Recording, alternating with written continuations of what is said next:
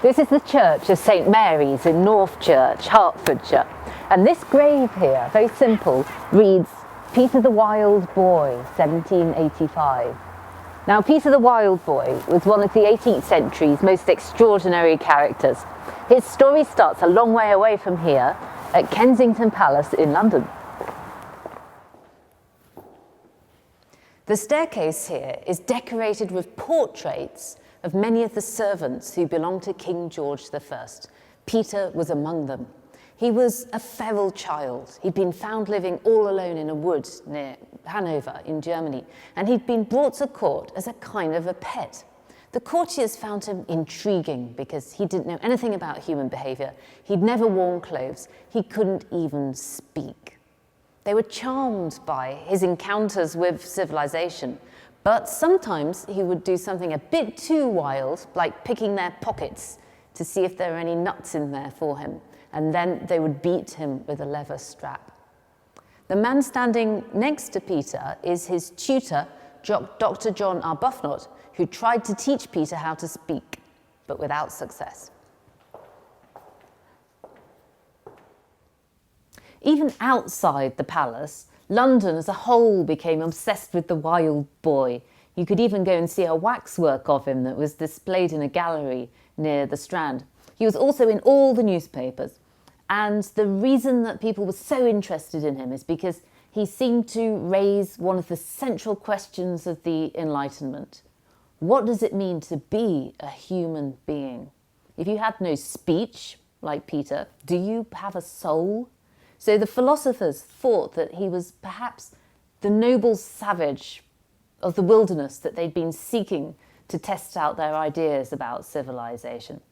The satirists of London, though, like Daniel Defoe, they liked Peter because they could use him to mock polite society and its little rituals and etiquettes. The satires in these pamphlets invent more and more ludicrously wild things that Peter is said to have done, like kissing the Prime Minister's wife, or breaking the Lord Chamberlain's staff in half, or, worst of all, laughing out loud. Now, obviously, these things aren't really truly crimes, and the point that the satirists are making is that Peter is in fact the only sensible person in the whole of London. But his life in London would not last forever.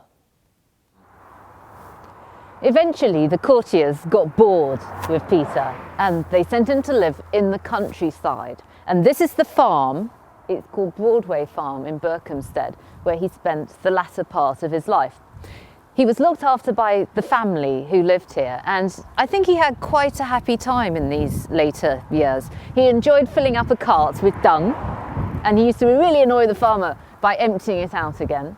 And he used to like eating raw onions as if they were apples, and he used to like a drink of gin, actually, which would make him sing songs.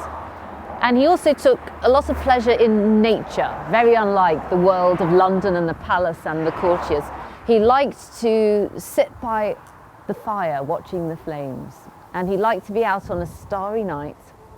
And in the autumn, he would go stealing off into the woods in search of acorns, just like he'd done when he was a little boy in the forest.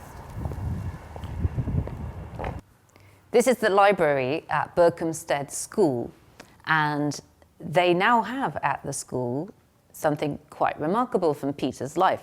This is a collar which was made for him to wear during the time that he lived on the farm. At first, when you look at it, you think it's some kind of torture device because it's an iron collar and you can see where it was locked around his neck. It's just like the collars that Georgian slaves wore. But if you look at the other side, you'll see it was made with a kind thought because it's engraved with Peter's name and address. And this is because he had the habit of wandering off from the farm once he got as far as Norwich.